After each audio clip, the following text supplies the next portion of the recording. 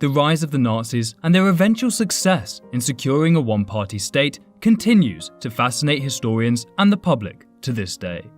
From Hitler's bone-chilling rhetorical speechcraft dated to 1919 Munich, to the paranoid businessman who feared communist takeover, the reasons for his dictatorship are plenty. However, there is one event that stands above the rest. One which would deal a decisive blow to German democracy and change the very course of the 20th century. The date is January 30th, 1933. With the Nazis comfortably the largest party in the Reichstag, Hitler, at the recommendation of prior Chancellor Franz von Papen, is appointed Chancellor of Germany by President Paul Von Hindenburg. Despite this, Hitler would still have his quest for power restrained by a coalition elected via the democratic process.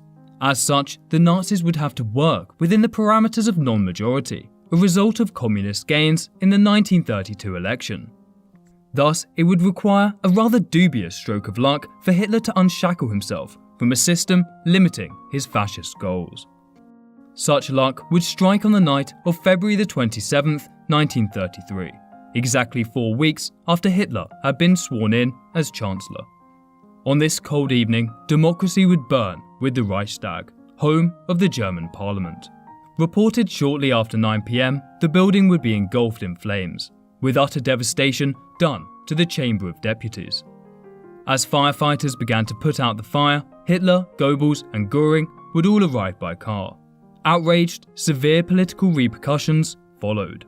A communist activist named Marinus van der Lubbe would be held accountable, the Dutch youth arrested and later decapitated for the arson attack.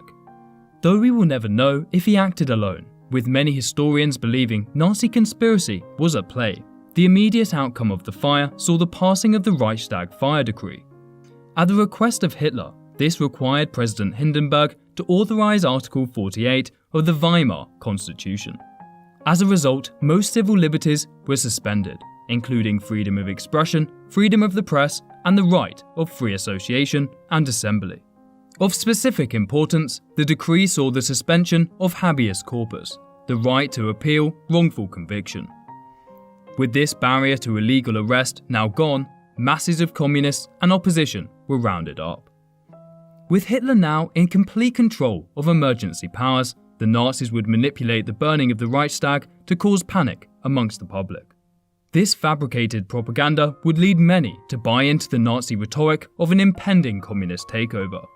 As a result, the Nazis would achieve their greatest election victory on March 5th, a mere 7 days after the Reichstag fire.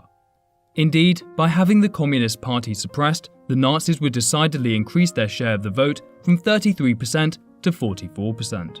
Consequently, Hitler would finally achieve his majority government alongside his allies, holding 52% of the parliament. In the weeks following, the Enabling Act would come to pass, allowing Hitler to enforce laws without the Reichstag.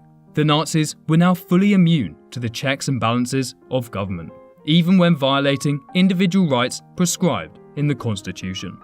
Dictatorship inevitable, the Nazi Party was declared the only legal political party in Germany on July 14th, 1933.